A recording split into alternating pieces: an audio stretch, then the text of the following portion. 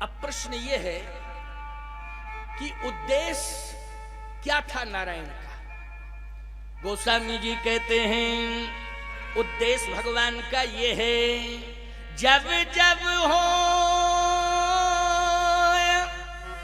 अरे धर्म की हानि, बाढ़ही असुर अधम अभिमानी, तब तब प्रभु धर विविध शरीरा, हरहि कृपा निधि सज्जन पीरा, असुर मार था पै सुरन। उद्देश्य असुर मार था पै सुरन, राखे मृग सुति सेतु, ओ जग विस्तार ही विसद जस राम जन्म कर हेतु। श्रीमद् भगवत गीता के मत से परित्राणाय साधु नाम विनाशाय च दुष्कृताम, धर्म संस्थापनार्थाय संभवामि युगे युगे। उद्देश्य यह है कि धर्म की स्थापना और अधर्म का विनाश और धर्म की संस्थापना। क्यों, यही उद्देश्य है कि नहीं? लेकिन मैं एक बात पूछ रहा हूं आपसे, अगर धर्म संस्थापनार्थाय, धर्म की स्थापना करने के लिए, धर्म की रक्षा करने के लिए वो परमात्मा आता है, तो वृंदा का पातिव्रत धर्म की रक्षा की है कि पातिव्रत धर्म को नष्ट किया है? वृंदा के पातिव्रत धर्म की रक्षा की है कि नष्ट किया है? नष्ट किया है भगवान। छलकर टारेउ तास व्रत, छलकर टारेउ तास व्रत, स्पष्ट लिखा है कि नहीं लिखा है? छल से भगवान ने वृंदा के पातिव्रत धर्म को नष्ट कर दिया। वाह, बात उलझ गई, लेकिन सुलझेगी बहुत अच्छे ढंग से। जैसे ही भगवान जाने लगे वृंदा के पातिव्रत धर्म को नष्ट करने के लिए, तो लक्ष्मी जी ने चरण पकड़ लिए। कहा, स्वामी आप कहां जा रहे हैं? तो भगवान ने कहा, देखो मैं असत्य कभी बोलता नहीं, परमात्मा सत्य स्वरूप है कि नहीं? वो कभी असत्य क्यों बोलेगा ही नहीं, वो तो सत्य स्वरूप है। सत्य तो यह है कि मैं वृंदा के पातिव्रत धर्म को नष्ट करने के लिए जा रहा हूं। लक्ष्मी जी से कहा। लक्ष्मी जी ने कहा, गजब हो गया, ये करोड़ों भक्तों पर क्या बीतेगी कि मेरा भगवान क्या करने गया। क्यों भैया, जैसे आप सब आस्थावान हो, आप किसी संत महापुरुष से जुड़े हो, और यदि उसके करैक्टर में बट्टा लग जाए तो बोलो उनके भक्तों पर क्या बीतती है, वो भक्त ही जानते हैं। बोलो, वो भक्त ही जानते हैं कि उन भक्तों पर क्या बीतती है? क्योंकि जिसके प्रति समर्पण है, आस्था है, यदि उसके चरित्र पर कहीं लांछन लग गया, यदि चरित्र पर लोगों ने उंगली उठा दी, टिप्पणी कर दी, तो शर्मिंदित हो जाता है भक्त समाज और मूक हो जाता है, फिर शब्द भी बोलने के लायक नहीं रहते। क्या होगा, आपके करोड़ों भक्तों पर क्या बीतेगी, और मैं आपकी सहधर्मिणी हूं, धर्म कार्य करने ना जाए। अच्छा, पत्नी रोकेगी पति को कि नहीं रोकेगी? यही कहेगी कि ऐसा कार्य करने आप ना जाएं, बर्दाश्त से बाहर है, मैं जाने नहीं दूंगी।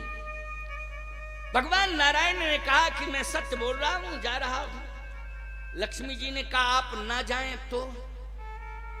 भगवान ने कहा, देखो हमें धर्म की रक्षा करनी है। किसकी रक्षा करनी है? धर्म की रक्षा करनी है। तो लक्ष्मी जी बोली, धर्म की रक्षा करनी है, लेकिन धर्म को तो नष्ट करने जा रहे हो। रक्षा करनी चाहिए ना कि धर्म को नष्ट करना चाहिए? भगवान बोले, रक्षा करनी चाहिए धर्म, तो फिर आप नष्ट करने क्यों जा रहे हैं धर्म को? भगवान ने कहा, धर्म को नष्ट करने इसलिए जा रहा हूं क्योंकि धर्म की रक्षा करनी है। लक्ष्मी जी बोली, समझ में बात नहीं आ रही, मालूम तो ये था कि शंकर जी भांग खाते हैं, आप भांग खाने लगे क्या? आप कैसी बात कर रहे हैं? कि धर्म की रक्षा करने के लिए धर्म को नष्ट करने जा रहा हूं। क्यों, यही अर्थ हुआ कि नहीं? धर्म की रक्षा करने के लिए धर्म को नष्ट करने जा रहा हूं। लक्ष्मी, अभी मुझसे उत्तर मत लो, जब मैं वापस लौट के आऊंगा तब तुम समझ लेना, हमें बोलने की बताने की जरूरत नहीं पड़ेगी। लक्ष्मी जी ने कहा, स्वामी आप यदि वृंदा का पातिव्रत धर्म नष्ट करने जा रहे हैं, इसलिए जा रहे हैं कि उसका पति अन्यायी अत्याचारी है। पति का क्या नाम था? जलंधर था। जलंधर ही तो हम कह रहे हैं, क्या हम मच्छंदर कह रहे हैं? क्यों भाई, जलंधर ही हमने कहा है शायद। हाँ भाई, एक पंडित इधर घेरे हुए, एक इधर घेरे हुए, बीच में मैं फंसा बैठा हूं। जलंधर ये अन्यायी है, अत्याचारी है, अनाचारी है, और इसके अन्याय से मेरे आराध्य शिव का भी अपमान हुआ है। इसी जलंधर ने मेरे आराध्य भगवान शंकर का अपमान किया है, और जो मेरे आराध्य का अपमान करेगा उसे मैं छोड़ूंगा नहीं। तो कहे आप सीधे जाके उससे टकराइए ना, जलंधर से। वृंदा के पास जाने की क्या जरूरत है? अपमान वृंदा ने किया है कि जलंधर ने किया है? बात सही हो रही है कि नहीं? क्लियर भाई, अपमान किसने किया है? अपमान तो जलंधर ने किया है, अपमान वृंदा ने नहीं किया है। तो आप वृंदा के पातिव्रत धर्म को नष्ट करने क्यों जा रहे हैं? आपको यदि नष्ट करना है तो डायरेक्ट जलंधर को नष्ट करिए। भगवान बोले, डायरेक्ट हम जलंधर को नष्ट नहीं कर सकते। सही बोल रहा हूं, झूठ बोलते ही नहीं। डायरेक्ट मैं जलंधर को नष्ट नहीं कर सकता। लक्ष्मी जी ने कहा, क्यों नहीं कर सकते आप डायरेक्ट? इसलिए कि वृंदा का पातिव्रत धर्म कवच बन करके उसकी रक्षा कर रहा है। जलंधर की रक्षा कौन कर रहा है? जलंधर के पास अपना कोई बल नहीं है, उसका कोई अस्तित्व नहीं है, लेकिन आज समस्त देव और महादेव ये सब पराजित हो रहे हैं, क्योंकि वृंदा का पातिव्रत धर्म बल बन करके आ जाता है, शक्ति बन करके आ जाता है। और जैसे ही लड़ता जलंधर नहीं है, फिर वृंदा का पातिव्रत धर्म लड़ने लगता है आगे आके, और वो चैलेंज करता है कि किसी माई के लाल में अगर ताकत हो तो जलंधर को छू के बतावे। बोलो, चैलेंज कौन करता है? वृंदा का पातिव्रत धर्म करता है कि यदि किसी के माई के लाल में ताकत हो तो छू के बतावे जलंधर को। बोलो, यही स्थिति हो जाती है कि नहीं हो जाती? मैं एक बात कहता हूं, दुर्योधन के पास कोई बल है, लेकिन भीष्म पितामह आगे आ जाते हैं रक्षा करने के लिए। दुर्योधन की रक्षा करने कौन आ जाते हैं? भीष्म पितामह। तो दुर्योधन अपने बल पर नहीं बलबलाता है, भीष्म पितामह के बल पर बलबलाता है। कि है कोई दुनिया में जो दुर्योधन को छू सके? क्यों भाई, दुर्योधन को छू सके, क्योंकि रक्षा करने के लिए कौन आ गए हैं? भीष्म पितामह। इसलिए दुर्योधन के पास बल नहीं है, वो जब भी बोलता है तो भीष्म पितामह के बल पर बोलता है। जलंधर के पास अपना कोई बल नहीं है, लेकिन जलंधर यदि बोल रहा है, यदि लड़ रहा है, युद्ध कर रहा है, तो किसकी बदौलत कर रहा है? वृंदा के पातिव्रत धर्म की बदौलत। तो लक्ष्मी जी ने कहा, महाराज अगर वृंदा का सतीत्व नष्ट हो जाएगा तो जलंधर बोले अपने आप मर जाएगा, फिर तो मर ही जाएगा। लेकिन आपने ये सोचा मरने के बाद बनेगा क्या?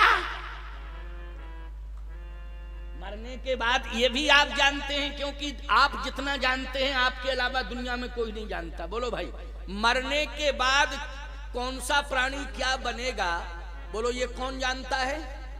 परमात्मा जानता है। बोलो जानता है। तो लक्ष्मी जी कह रही हैं कि जब वो मर जाएगा तो बनेगा क्या? तो भगवान ने कहा रावण बनेगा, रावण। और आप क्या बनेंगे?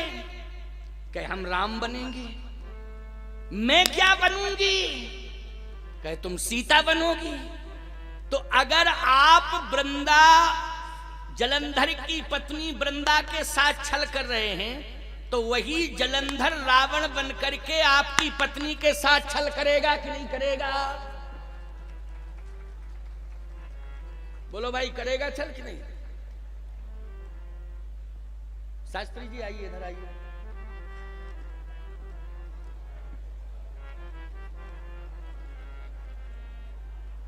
ऐसे बैठिए, यहां बैठिए, पकड़े रहिए, यहां बैठ के पकड़िए।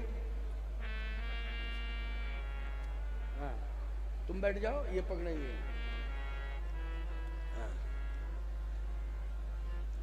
अब बताओ, ये इनकी ड्यूटी है कि ये हमारा सिंहासन देखें, हमारा दंड देखें। ये तुमको देख रहे हैं और हमें देख रहे हैं, इधर देख ही नहीं रहे व्यवस्था को, हैं? और हम कथा कहने में मस्त हैं, कथा कहने में लगे हुए हैं। चलो खैर कोई बात नहीं है, कथा सुनने में सब भूल जाते हैं, है नहीं? भूल जाते हैं, इसलिए मस्त हैं, कोई बात नहीं। आइए सुनिए, 2 बजे तक बोलूंगा। कल से टाइम से ही कार्यक्रम जैसा चल रहा था, 11 बजे से चलता है ना, 11 से 2 तक ही चलेगा कल से। आज 1 घंटा लेट हो गया मैं, 1 घंटा। 12 बजे तो मैं बैठ ही गया था, 12 बजे बैठा था ना, 12:15 तो मैं बैठा था। मेरा सिंहासन कै बजे बैठा?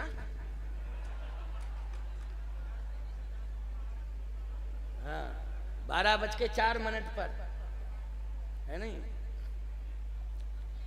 तो बात यह है कि 1 घंटे 1.25 घंटे लेट हो गया आने में।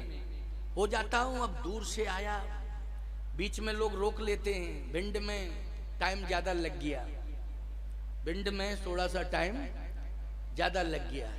जो कार्य तुम लोग व्यवस्था पग बंदूक करते मेरे साथ, वो भिंड वालों ने कर दिया।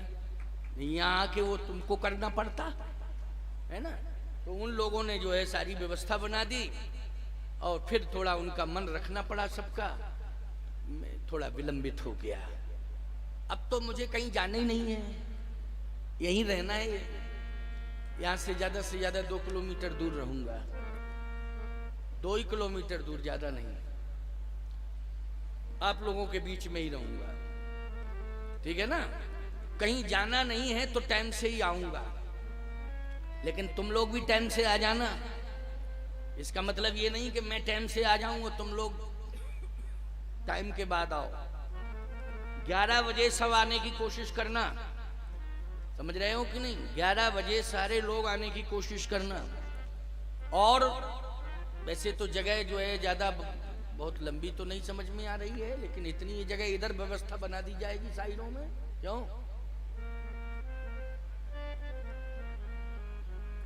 तो फिर यही है व्यवस्था, और क्या है? कोई बात नहीं है, यही व्यवस्था है।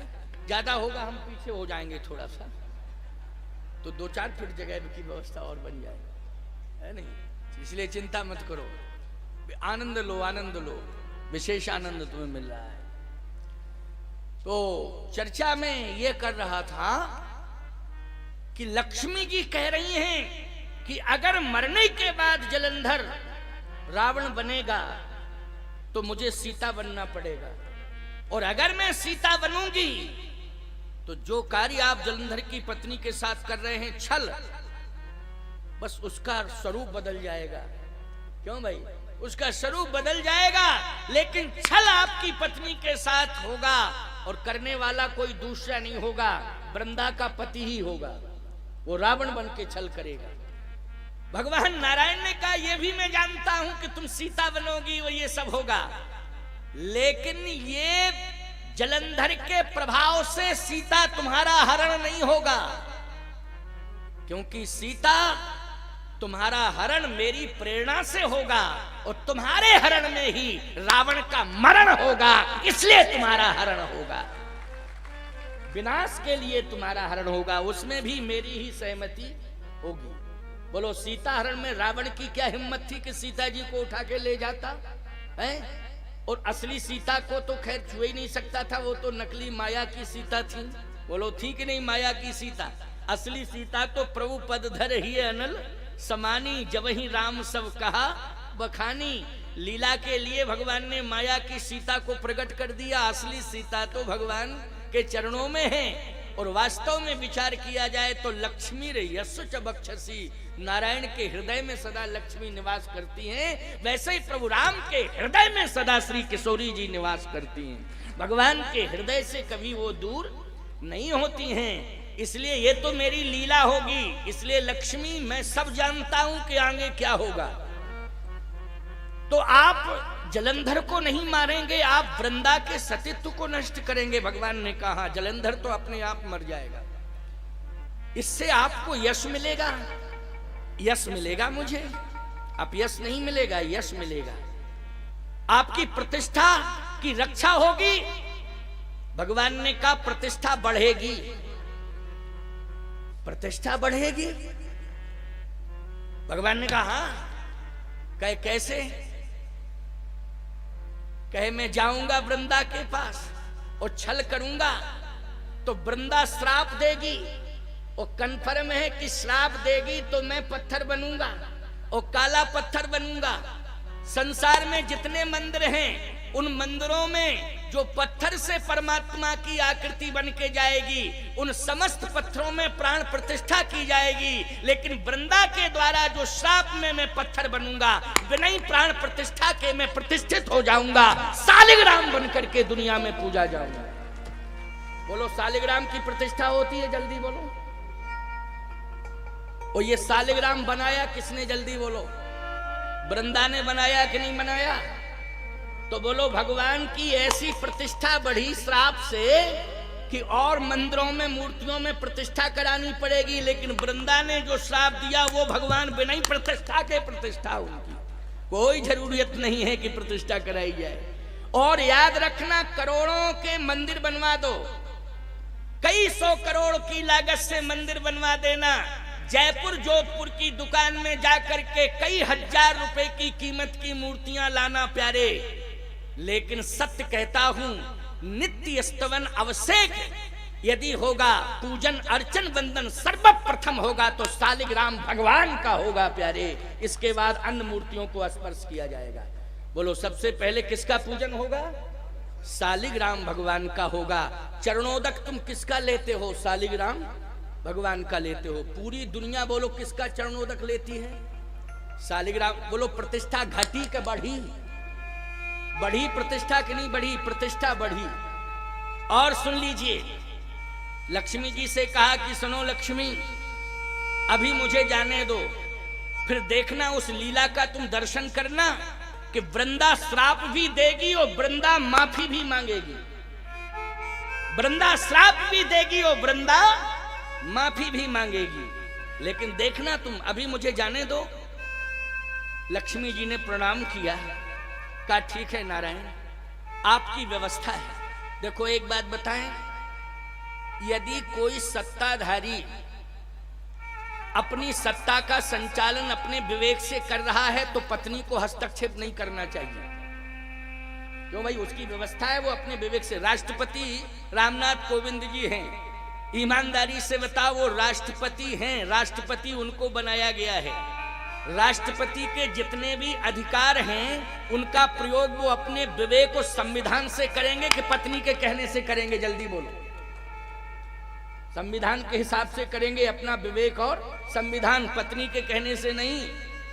इसलिए लक्ष्मी जी ने कहा महाराज आप सर्वाधिकार सुरक्षित हैं, आपके मार्ग में मैं बाधक नहीं बनना चाहती हूँ, अवरोधक नहीं बनना चाहती हूँ, लेकिन बस प्रार्थना करना चाहती हूँ। नारायण ने कहा मेरी लीला देखना लक्ष्मी, तुम भी आश्चर्यचकित हो जाओगी। और जैसे ही लक्ष्मी जी ने प्रणाम किया और नारायण जब चले साहब, तो जैसे ही पहुंचे तो सुनते जाना ध्यान से।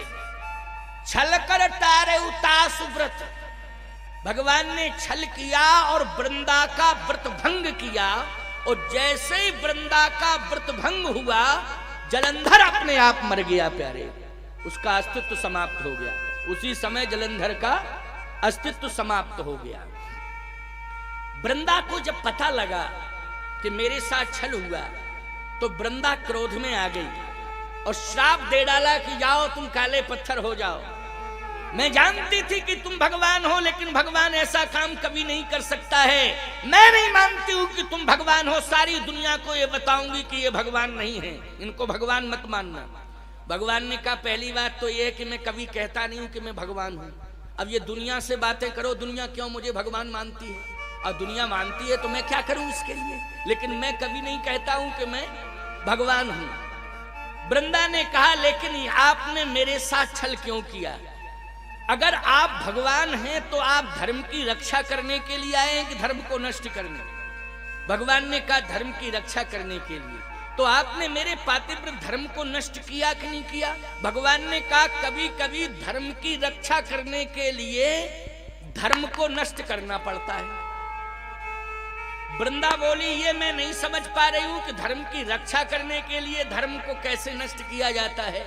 भगवान ने कहा जो धर्म अधर्म की रक्षा करने के लिए कवच बन करके आगे आ जाता है, ऐसे धर्म को नष्ट करना मेरा परम धर्म होता है। इसलिए मैंने तेरे धर्म को नष्ट कर दिया, क्योंकि तेरा धर्म अधर्म की रक्षा कर रहा था। अब बोलो भाई, क्रिया निकृष्ट थी, देखने में उद्देश्य उत्कृष्ट निकल के आया कि नहीं आया? आया कि नहीं? मैं एक बात कहता हूं, भीष्म पितामह आदरणीय हैं, सम्माननीय हैं। महाभारत की कथाएं भी आप सुनते हो, तमाम लोगों ने सुनी और पढ़ी होंगी कथाएं। भीष्म पितामह को मारने के लिए आदेशित किसने किया? अर्जुन को किसने आदेश दिया कि इनको मारो? भगवान कृष्ण ने। ये आदेश किसने दिया था? भगवान कृष्ण ने, कि मारो। अब बताइए, इतना बड़ा महापुरुष, साक्षात महाभारत में धर्म स्वरूप है पितामह, बोलो है कि नहीं? नैष्ठिक ब्रह्मचारी है पितामह, धर्म स्वरूप है पितामह, महाभागों में उनका सम्मान होता है। लेकिन ऐसे भीष्म पितामह को मारने के लिए अर्जुन को आदेशित कर रहे हैं भगवान। लेकिन अर्जुन क्या कहता है? अर्जुन यही कहता है कि और सब ठीक है नारायण, लेकिन मैं भीष्म पितामह के ऊपर बाण नहीं चलाऊंगा। क्यों नहीं चलाओगे? इसलिए नहीं चलाऊंगा क्योंकि ये साक्षात धर्म है। मैं तो अधर्म को नष्ट करने का संकल्प लिया हूं, धर्म को नष्ट करने के लिए नहीं। तो भगवान ने कहा एक बात बताओ कि अधर्म कौन है? किसको मानते हो अधर्म? अर्जुन ने कहा अधर्म मानता हूं दुर्योधन को, दुशासन को, शकुनी को, ये सब अधर्म है। भगवान ने कहा इनको अधर्म मानते हो, और धर्म किसे मानते हो? कहा भीष्म पितामह, कृपाचारी, द्रोणाचार्य, ये सब धर्म है। और अधर्म कौन है? का अधर्म जो है शकुनी है, अधर्म दुशासन है, अधर्म दुर्योधन है, ये अधर्म है। भगवान ने कहा तो अधर्म को क्यों नहीं मार रहे हो? कहा दिखाई दे तब ना। भगवान कृष्ण कहने लगे तुम्हें दिखाई नहीं दे रहा है, लेकिन मुझे तो दिखाई दे रहा है। हे अर्जुन, भीष्म पितामह, कृपाचारी, द्रोणाचार्य, ये तीनों धर्मों के पीछे तीनों अधर्म छिपे हुए हैं। इसलिए जो धर्म की अधर्म की रक्षा करने में कवच का काम करता है, सबसे पहले उसी धर्म को नष्ट करना चाहिए। यही मेरी आज्ञा है कि इनको मार दो, क्योंकि ये अधर्म की रक्षा करने में लगे हुए हैं। इसलिए मैं कहता हूं भैया, समझने की कोशिश करना चाहिए, समझने की कोशिश करना चाहिए। भगवान नारायण ने आज धर्म को अगर नष्ट किया है, क्योंकि वो धर्म अधर्म की रक्षा कर रहा था। इसलिए जीवन में हमें एक संकल्प लेना चाहिए कि हम अधर्म का साथ न दें, हम अधर्म का साथ न दें। ये हमारा परम धर्म है। तो आइए मैं